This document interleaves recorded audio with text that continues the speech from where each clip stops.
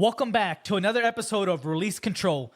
This podcast, we're going to talk about finding the right partner for you, right? That is so important. Everyone wants to find someone to love, someone to grow with, someone to have kids with, someone to get married with, someone to have a life with, right? So finding the right partner, the right person for you is so important, all right? I think we can all agree that dating nowadays feels like a maze, right? You're going, you take a right, wrong person. Oh shit, let me backtrack. Now I got to take a left, wrong person. Oh, let me go straight, wrong person, right? So it's like a maze. There's so much advice out there that's being given by so many so-called experts on what to do. Do this, no, do that. You're not going to find somebody unless you do this, right? So it's confusing. Dating is confusing. Now you have social media. You throw on top of there, it's so easy to swipe right, swipe left, and then unmatch, and then so on. So it's a crazy, crazy world that we're living in right now. So this episode is personal to me. As y'all know, I was married, divorced. I got out of a recent relationship about almost 4 months ago. That was pretty serious. So I have some lessons that I've learned throughout the road of my life, as far as, you know, the right person, what it should look like, at least for me, and I think for majority of people. So finding the right person is more about chemistry. It's more than just chemistry, right? You have to find someone that shares your values, supports your growth, works alongside you through highs and lows, someone that's not going to leave you, someone that you can depend on, someone that is going to love you, someone that is going to be there with you and grow a future with you. That's what we're all looking for, right? So we're going to cover topics like solid foundation, why it's so important to have a solid foundation. It's just like when you're out there and you see a construction site and they're building a building, right? That foundation is so important, because if it is not done correctly, then you start putting floor on top of floor, sooner or later it's going to crumble. And that's just like a relationship. If that foundation is not strong, sooner or later that relationship will come crashing down, right? And compatibility. Why compatibility is so important. What does it look like? We're going to talk about green flags. We're going to talk about red flags, and why you should never ignore the red flags, especially in the early part of the relationship when everything feels so rosy and everyone's in love, and you're ignoring all these red flags because it's not important right now. But sooner or later, these red flags do come back up and cause problems in the relationship, and most likely will end the relationship, right? So hopefully after this episode, you'll be more prepared to go out there and date. So finding the right person, for me, it's dating with intention, right? I'm not out there dating. I'm not looking to date right now. I'm really working on myself, focused on my podcast, focused on self-growth, self-healing. That's for me. But if you're out there and you're looking for someone and you want to find someone to date, someone to marry, someone to have kids with, then you should be dating with intention, right? You shouldn't just be out there just dating to date, because you're just wasting your time. So what you need to be doing is looking for someone that is looking for the same things you're looking for, right? So whether you're dating on using the apps to date, or you're out there actually talking to people like we all should be doing, because it's too easy to go out and just talk to someone. We need to be dating with intention, talking to them, communicating with them. Hey, what are you looking for at this moment in your life? Are you looking for a serious relationship? Are you looking for a hookup? What are you looking for?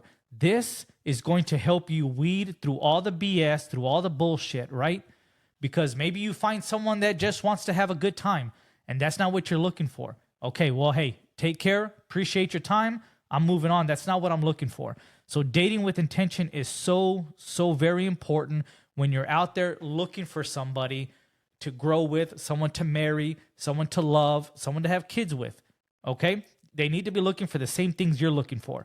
And then compatibility, right? Can you exist and grow together? Are you compatible with this person? Because not everyone is compatible with you, and you're not compatible with everyone, right? So with that being said, can you grow with this person? Can you create a life with this person? Can you have kids with this person? Do you see yourself growing old with this person? Those are the things that you need to be asking yourself. Can you solve problems with this person? Can you have an argument with this person? Can you work through the argument? And can you get on the other side? Also, how does this person bring out the worst in you? There's some people that bring out the worst in you, and then there's some people that bring out the best in you. So those are questions you need to ask yourself, something to really look into. Is this person that I'm dating, talking to in a relationship, are we compatible, or am I just attracted to them? Am I just attached to them? What is this relationship? What is this dating looking like? Right? So you need to ask yourself these questions. Back to healthy foundation. What does a healthy foundation look like? Right? You should have a healthy foundation before you get into a relationship. Right? So if you start talking to someone, build a friendship with them, get to know them on a personal level. Too many of us go from talking, dating to straight, oh, I'm in love. What happened to all that other stuff? What happened to getting to know them, who they are as a person, what they like, their interests, their dreams, their passions? A lot of people don't find this out because they're so eager to fall in love, so eager to be in a relationship with this person for whatever reason, whether they're attractive, they're in the fitness, they're whatever it may be. There's so many times that we're such in a rush to get from dating to relationship that you don't build that foundation of getting to know this person, figuring out if you're compatible, figuring out your values. Do they align? It's so important, right? Getting to know them. Are they honest? Do they lie? What are their actions? They speak this way, but do their actions match? You can learn a lot if you just slow down, get to know this person, right? Invest time in this person before you start dating or getting into a relationship with this person. It's so important to build that foundation, understanding, do we have shared values? Do we see things the same? If not, can we still be in a relationship together, grow together? If not, then don't waste your time. Don't waste their time, okay? Effort and consistency. Do they put in the effort? Do you put in the effort?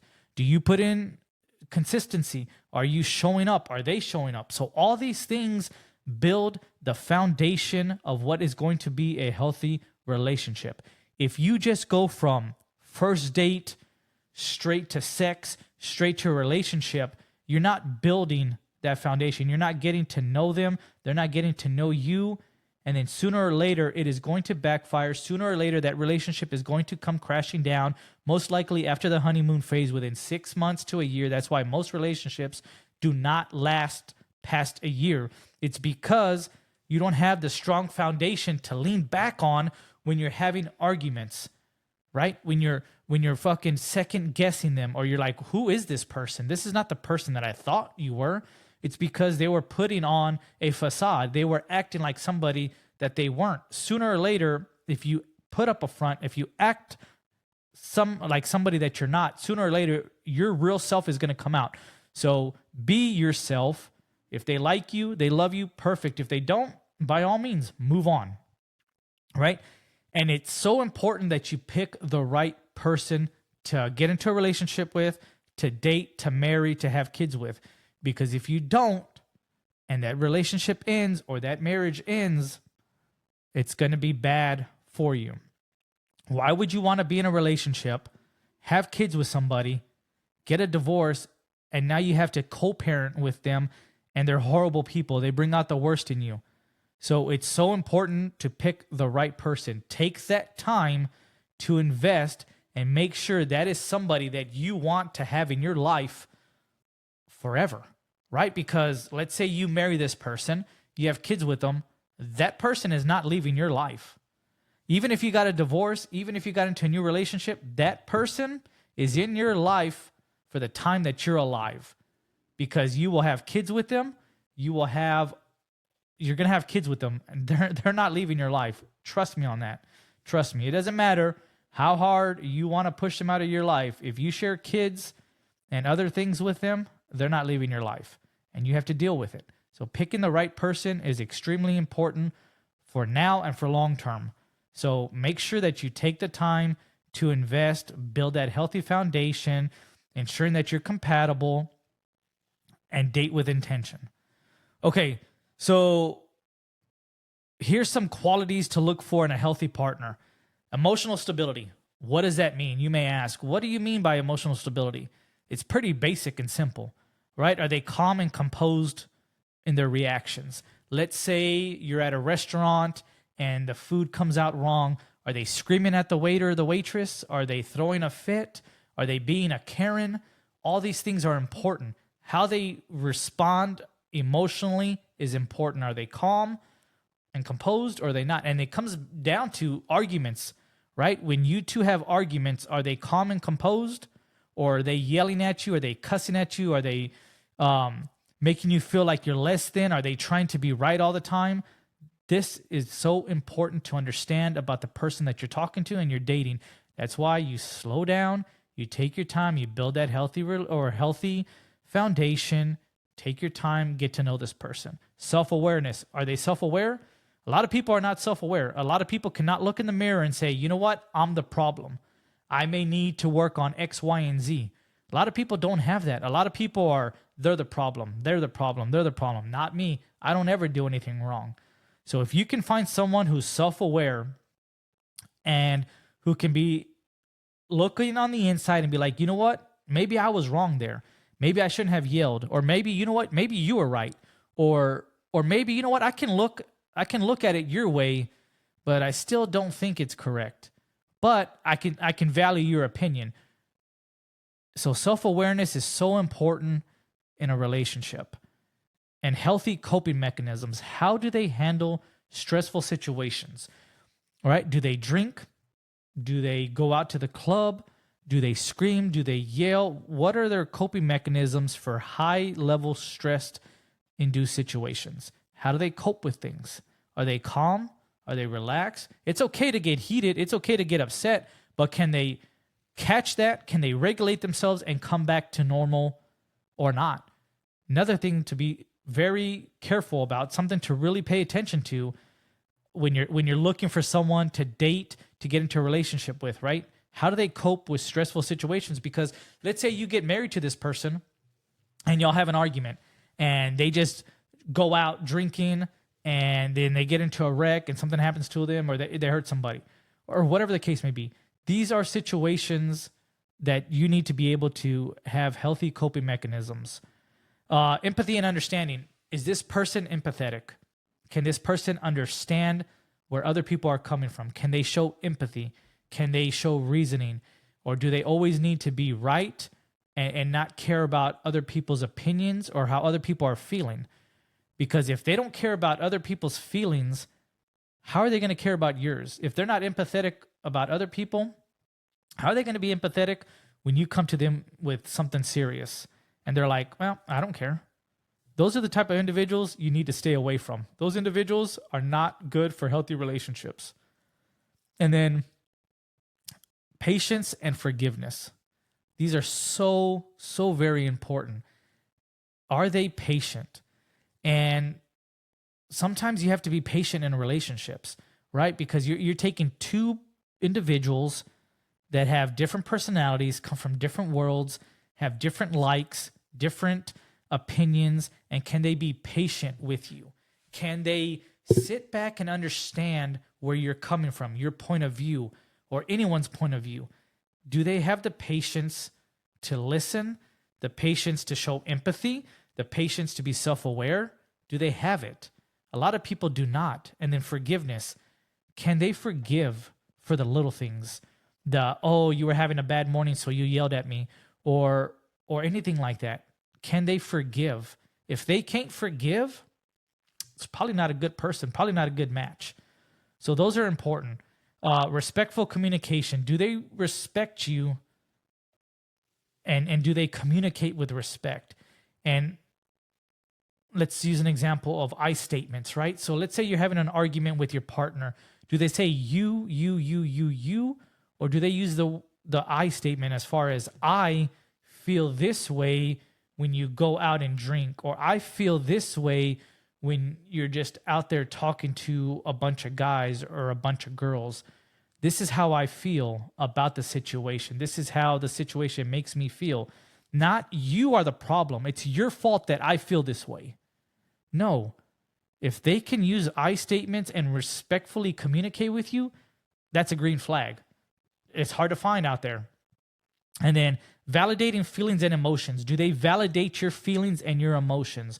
So when you say, I feel this way, do they say, you know what? Oh, wow. I'm sorry you feel that way. I didn't mean to make you feel that way. I apologize. I'll work on that. It's not them saying, you know what? Oh, well, I didn't mean it that way. Toughen up. I don't care. It's not my fault you feel that way. Your feelings are your feelings. If they don't validate your feelings and your emotions, that is a red flag, and that is not worth your time, because sooner or later it's going to come up at every argument, every time you have a disagreement, it's going to pop up. You're going to feel a certain way, they're going to feel a certain way, and it's just going to cause more chaos in that relationship. So if you can find someone that validates your feelings and your emotions, it's a huge, huge thing. And find someone that can actively listen, not just but someone that pays attention to you. That, okay, so what I hear you saying is you don't like when I go out with my male friends and I drink all night and I don't call you and I don't text you. Okay, I understand where you're coming from, and I'm sorry you feel that way. What if I not do it, or what if I just go out once a week? So validating your feelings, actively listening to what you're telling them, these are important things to find in a person that a lot of people don't have.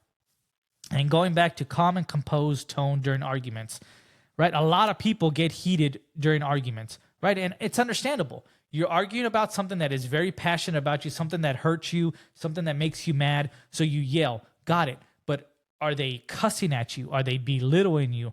Are they saying, I don't give a shit about this relationship? Things like that, red flags. Can they stay calm and composed? Can they get mad and then come back and regulate themselves? Like, you know what? I'm sorry I yelled. But this is what I'm sorry I yelled. I'm sorry I felt this way. It just made me angry. I will work on myself. I will work on how I react during arguments. See, it goes back to self-awareness, empathy, all these things that build upon a healthy relationship, a healthy foundation for relationships. You need it. If you don't find these things in people, red flags, it's time to move on. And seeking resolution and not victory. God, this is so important. When you're in a relationship, it's not about you winning or your partner winning. It's about the relationship winning. How can we win as a team, right? How can we meet in the middle?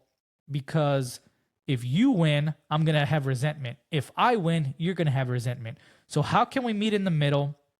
How can we solve this problem and both come out decently happy with the outcome, with the situation? If you find someone that is willing to do that, willing to not have to win every single argument, someone that wants to, have the relationship win and not themselves, that is a huge green flag. And I'm telling you, there's not a lot of people out there that are willing to seek resolution and not victory, because it's an ego thing, right? My ego wants me to win every single argument, every single time. But in a relationship, if I win every argument, you're left with a resentment. You're angry. Sooner or later, all that resentment is going to build up along with all the arguments and everything else, and you're going to leave, and vice versa. So that's why it's so important to push that ego down to the side, in the box at times, whatever you got to do to that ego, and be like, you know what? I'm sorry. I don't need to win this argument. You don't need to win. Let's figure out a way to solve this where we both feel good at the end. That is a fucking win for the relationship. If you can get there, if you can find somebody that has that skill set, that's a green flag. Don't get rid of them.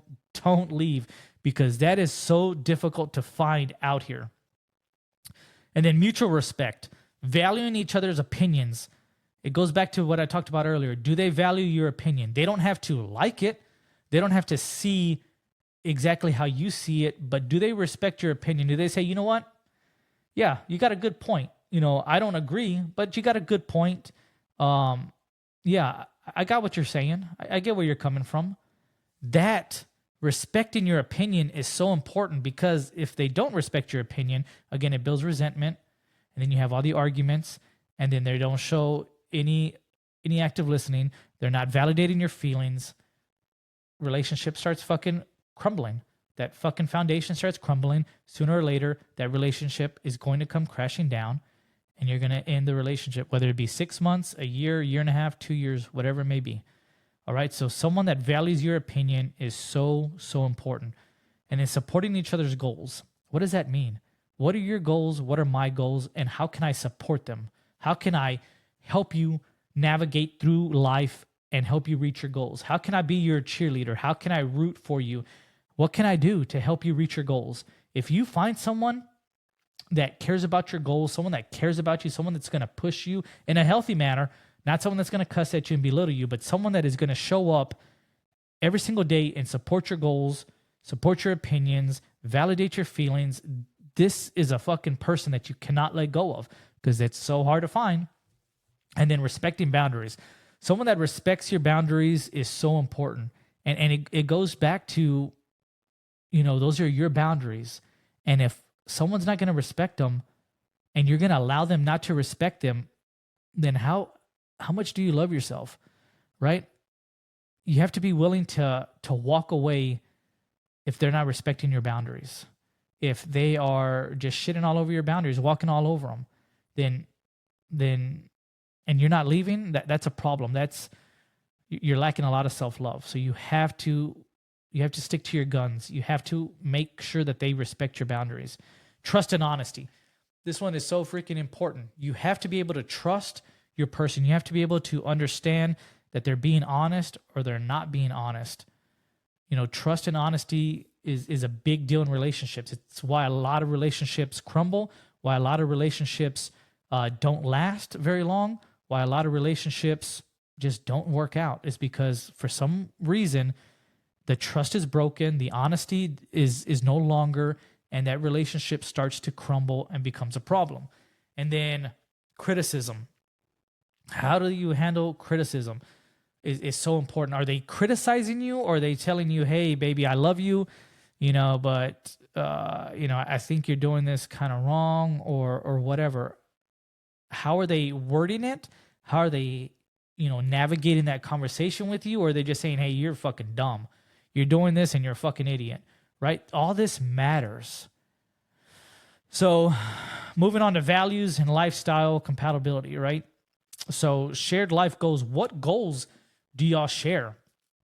Are you looking for marriage? Are they looking for marriage? Are you looking for just a partner that you can live with for the rest of your life and not get married? Some people believe in marriage, some people don't. Are they aligned with your values there in the marriage realm? Do you want kids? Do they want kids? How many kids do you want? How many kids do they want? When do you want kids? When do they want kids? And I know kids just, it's not always planned, but if you can talk about it and be on the same page with it, that's ideally where you want to be. And lifestyle. Where do you want to live? Do you want to live in the city? Do you want to live in the suburbs? Do you want a house? Do you want an apartment? Do you want a condo? Do you want to be on the beach? Are you, do they have a lifestyle where they need to be glamorous? They need expensive clothes. They need to be out, fucking living the life or whatever, luxury cars, whatever. It's so important to understand what that person wants out of their life. So important to understand the marriage part of it, the kid part of it, the lifestyle part of it. Because if it does not align with you, why are you wasting your time with that person? Why are you wasting their time? If that person doesn't want any kids, you can't change their mind. Can their mind change in 5-6 years? Yeah, but are you really willing to risk 5 or 6 years to see if they change their mind? And then what happens in 5 or 6 years and they're like, I told you I didn't want kids.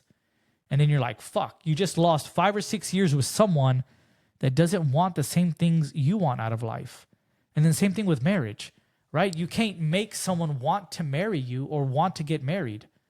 You have to, if they're telling you something, you have to go exactly with what they're telling you. Face value of what they're telling you. And don't waste your time. Don't waste their time. And don't think that you can change their outlook on life or their wants of life. You can't love them enough to want to have kids. You can't love them enough to want to get married. If they don't want to, they don't want to. So you got to find this out in the beginning of the dating stages. And I'm telling you, you're saving time and you're saving effort by doing this. These are hard conversations a lot of people don't have until 6 months in, a year in, and you've wasted all that time. You invested all that time into somebody that doesn't want the same things you want. And that's a problem. Work ethic. Okay, are they lazy? Are you dating someone that's lazy who just does the bare minimum, who has no drive, no ambition, is not, chasing goals, pursuing their passion in life? And are you okay with it? Maybe it's just someone that wants just a regular job. And that's not a bad thing. Absolutely not a bad thing. But again, do y'all share the same values and the same ambition? Are you going to fucking accept somebody that is not pursuing greatness, that is not pursuing goals, that is not pursuing their passion? And are you okay with it? That's a question for you to answer, right? Are you someone that is, hey, I want a business. I want to be on social media. I want to connect with people. I want to make a global media corporation using podcasting or whatever. And they just want to work a 9-to-5 job and they don't give a shit, right? And that's fine, but does that align with you? Is that what you want? Not saying anything's wrong with that 9-to-5 job, but if you have passions and you're pursuing things that are higher level and you want more out of someone, that person may not be your person. So something to think about. Okay, now let's jump into finances, something that nobody ever wants to talk about, but I think it should be talked about early on in the dating world, right? Finances. And I'm not saying diving deep into finances, but do they save money? Do they invest money? What are their spending habits? Sooner or later, you got to start talking about debt, because what I'm saying is you don't want to start dating someone, attractive person, you're into them, 3 months later, 6 months later, y'all are getting serious, a year down the road, you're real serious, talking about marriage, talking about living together. And then all of a sudden, hey, babe, I got $30,000 worth of credit card debt and another $45,000 worth of debt in this car. And like, holy fuck, now you're throwing this all on me. So it's an uncomfortable conversation, but I think it's a conversation that you should have early on in the relationship. Once you feel like it's a good time to talk about it, I think you talk about it, right? You talk about debt, you talk about credit score, you talk about, if you're getting serious with this person and you see this person as your person, someone that you want to marry, these are things that you should know before you get into a marriage or get into a serious relationship where you're living together under the same roof, sharing bank accounts. Maybe they don't want to share bank accounts. Maybe you do. So these things are the tough conversations you need to have with each other that a lot of people push off to the end. And then, a year into it, 2 years into it, now you're finding out, hey, I have $50,000 worth of debt that I never told you about. Surprise. Here I am. Still love me. You right? And it's not necessarily a problem, right? But it's something to be talked about. I'm not saying don't stay with them if they have debt. I'm not saying that at all. What I'm saying is this is information that you should have knowledge of and they should have knowledge about yours. And then, do they have a plan to pay off that debt? Hey, I got $15,000 worth of debt, but I'll be done with it in 6 months. And this is what I'm doing to solve it. If they have a plan, by all means, that sounds fucking amazing. Not an issue. But if they're like, I got $20,000 worth of debt, I don't pay it, I barely pay it, I don't give a shit about it, that could be an issue when you get into a relationship with them as far as dating and finances and money. So something to think about, all right? Something to think about. And then compatibility and chemistry. God, this is so important. Okay, personalities. Do your personalities complement each other? And what does that mean? That means maybe you have someone that's detail orientated, right? They're real into the details. And then you have someone else that's looking at the big picture, right? You want to be able to complement each other. People that are necessarily the same type of personality don't really get along, right? Because they're seeing it through the same lenses and the balance is off, right? So that's something to think about is your personalities and if they complement each other, right? Your strengths, your weaknesses. What are your strengths? What are my weaknesses? That way you can balance out. One person doesn't have to be 100% at everything and the other person doesn't have to be 100% of everything. But if you can balance each other out, then that's a healthy relationship. And it goes into like extroverts, introverts, right? I'm more of an introvert, and a lot of my past relationships have been extroverts. And it's a good thing because they force me to do things that I wasn't comfortable with as far as like going out. Like my recent ex, big time extrovert, loved going out, loved not going out, but like out in public, was good at talking to people, enjoyed hikes, enjoyed running, all that stuff. And I use that as a way to start working on my introvertness, if that's a word, and get out and be more of an extrovert, right? And damn, it was a good thing. And even today, I'm still doing it now. And I thank her for it. Is introvert. I'm not a big fan of being an introvert anymore. I'm more going out, meeting people, talking to people, and that's a big thing that I got from her, and I appreciate that very much. So again, extroverts, introverts, they usually find each other, balances out the relationship. Emotional balance. How do they stay steady and grounded? So important. Emotional intelligence. God, this is so important. When you're looking for someone, you need to look for emotional intelligence. What does that mean? Are they able to communicate their feelings? Are they able to understand their feelings? Are they able to express their feelings? A lot of times, and this is really big for avoidant people that are avoidants, they don't know how to process their feelings. They don't know what they're understanding or how to understand their feelings. They don't know what's going on in their body because when they were younger, all that shit was shut down. They weren't allowed to express their feelings.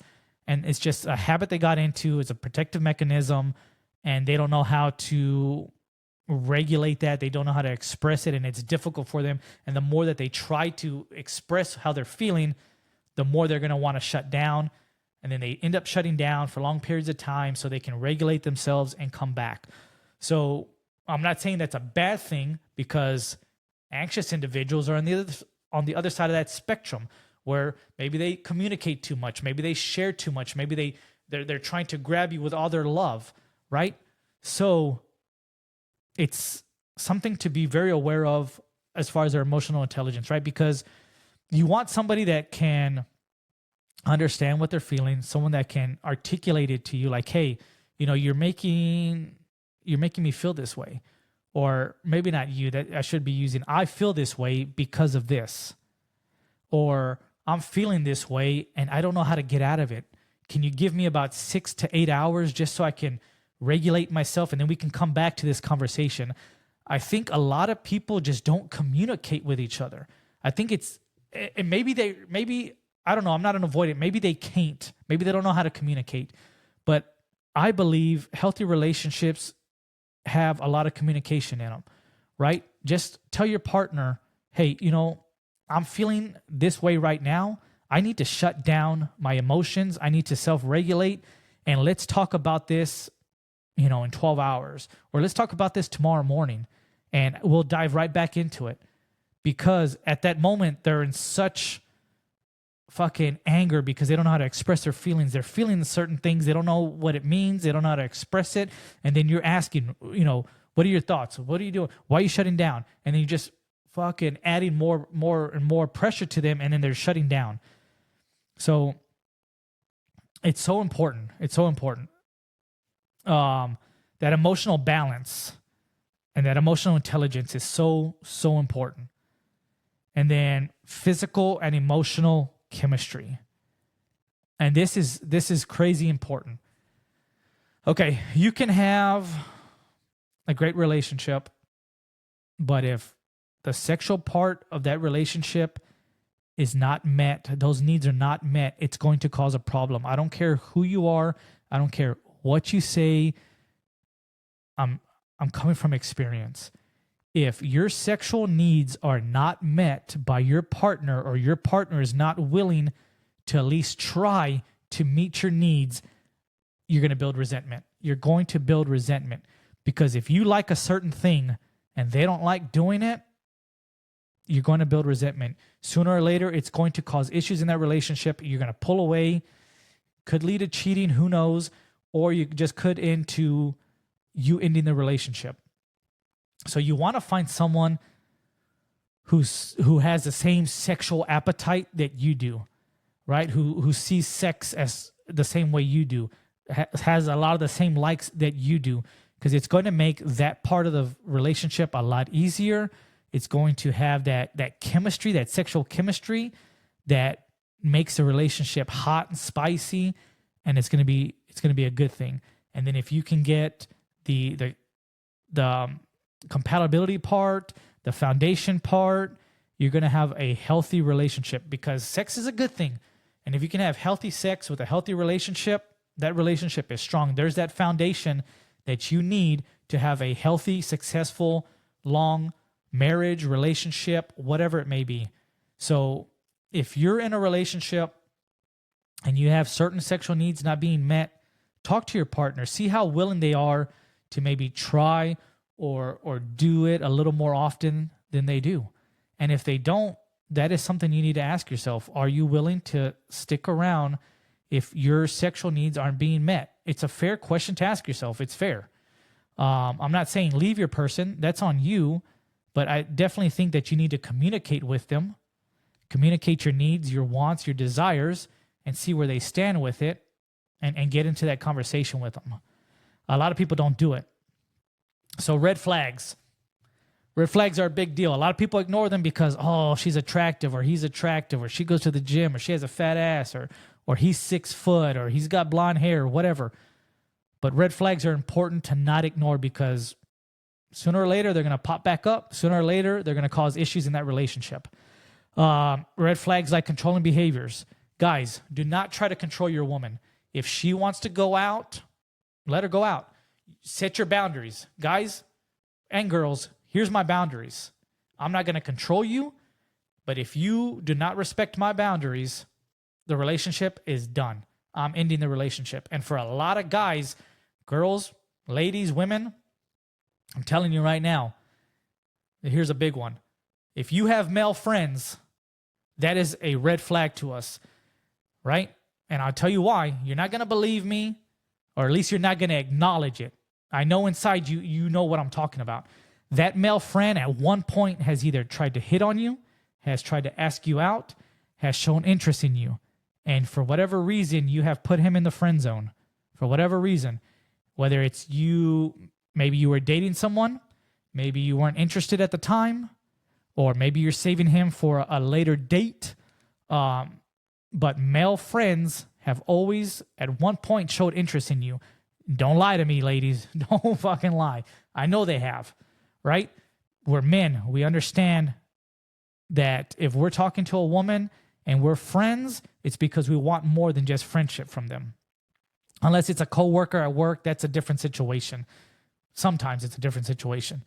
But you don't need to control them. Guys, don't control them. If your boundary is, I don't want you having male friends because I feel as a male that at one point he's wanted you, and she's like, he's my best friend, then maybe it's time to end the relationship, because you don't need to control anybody. You don't need to fucking live that type of lifestyle. We're not here to control people. We're here to build a healthy relationship with someone. And if that is a boundary that they're crossing, then maybe it's time to look at something else. So no controlling behavior, emotional unavailability. You need someone who is emotionally present, who is open to their emotions, who understands their emotions, who is okay talking about their emotions. That is important. Consistent disrespect. You don't want someone who is disrespectful, who belittles you, who cusses at you, any of that stuff. That's negative. That's red flag. And sooner or later, you're going to build up resentment and end the relationship. And it's not a good thing. Green flags. Here's some green flags. We talked about some already, but emotionally mature. Someone who understands their emotions, can talk about their emotions, shows vulnerability. Someone who has their emotional intelligence intact. Someone that can say, hey, you know what? I feel this way right now. You know, I'm kind of sad, kind of mad at you or whatever, and can express that to you in a healthy manner without cussing and yelling. Green flag. Owning up to mistakes. We've talked about that before. I'm sorry. I'm sorry that I yelled. I'm sorry that I allowed the situation to get out of control. I apologize. I really feel bad, and I'm going to work on that. And moving forward, I'm going to show up in a better way. Green flag. Respecting boundaries. Green flag. We already talked about it. We don't need to jump into that. Supporting your growth, right? Someone that supports you growing as a person, whether it be professionally or physically or whatever, that is a green flag. Going into someone who supports your growth, right? Whether it be individual growth at work, starting a business, whatever. These are important to find. You want to find someone that is going to allow you to grow as a person, someone that you can grow with in that relationship to a goal, to a passion, pursue passions, whatever. Maybe it's someone that is in fitness like you, or maybe it's someone that wants to start a business like you. Maybe it's someone in social media like you, right? Someone that wants to grow with you or in the same realm as you is so important. And someone that encourages self-improvement, someone that says, you know what, baby, yeah, go to the gym. I got it. You want to build muscle, you want to look better or whatever. I got you. I support you. Go. You know what? I'll go with you. That is the encouragement you need. That's for self-improvement and pursuing shared goals and adventures. What does that look like? What do you mean? That means someone that maybe wants to start a business with you. Someone that, is saying, hey, go start your business. I got you. I'll support you. I got the kids. Build that business. Let's fucking take over the world. Boom. Or go on adventures. Someone that wants to go hiking with you. Someone that wants to go running with you. Someone that wants to go to the beach with you. Someone that wants to go traveling with you. This is all pursuing shared goals and adventures together.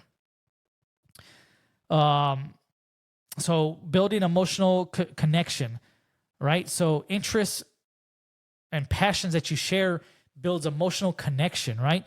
Creating new shared experiences, promoting mutual respect and validation, and improves communication. If you go with someone, and let's just say you're dating someone and their hobby is mountain biking, and you go, hey baby, let's go get me a mountain bike. I want to go on the trails with you. And you spend that time together, you're growing that connection, you're growing that relationship, you're communicating along the route of the trail, and you're having fun. You're building experiences, you're building memories with this person. That's what you need to do. Don't see it as, oh, I gotta go walking with them, or oh, they want to go to the beach. You're missing out on experiences. You're missing out on things. You're missing out on moments to communicate, moments to grow the relationship with your partner when you don't do the things that they have interest in. So, something to think about. So I got a few questions to ask y'all, and just some questions to ask yourself and to figure out what the answers are, to see if you're in a healthy relationship or what a healthy relationship looks like, building a strong foundation, right? What are your core values, and do they align with your partner, right? What are your values, and does your partner have the same values you have? Something to think about, something to ask yourself about, something to talk to your partner about. How do we communicate?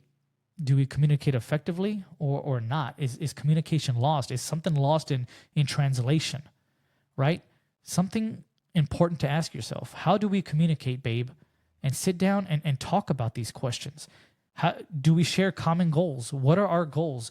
Do we want to move into the city? Do we want to move to the suburbs? Do we want to get married? Do we want to have 3 kids, 5 kids, 12 kids? Do we want to live in an apartment? Do we want to live in a home? Do we want to live in an RV? What do we want to do? Do we want to travel? Do we not want to travel? Do we want to stay in the States? Do we want to move? All these things, you should share some of these common goals. It makes the relationship easier and stronger. And do I feel supported and valued? Ask yourself, does my partner make me feel supported and valued? Tough question. And are we growing together? That's the most important. Are we growing together in the relationship and as separate individuals? Tough question. Tough question to ask yourself and to ask your partner. So these are questions you need to ask yourself and to ask your partner moving forward, because again, it goes back to a strong foundation. You build that strong foundation, you build that relationship on top of it, and you're going to be golden. Are you going to have problems? Absolutely. Are you going to have moments where y'all yell and fight? Yes. Every relationship has disagreements, arguments, but with a healthy foundation and your ability to have emotional intelligence, understand what you're feeling and communicate them, and be able to communicate with your partner, be able to regulate yourself when you get to that moment of, oh shit, I just want to cuss and yell at you. You know what? Let me bring it on down. And let me talk to you as a person, as a human, with respect and dignity, empathy. Then you're going to be good. Your relationship is going to thrive. So I appreciate y'all stopping by.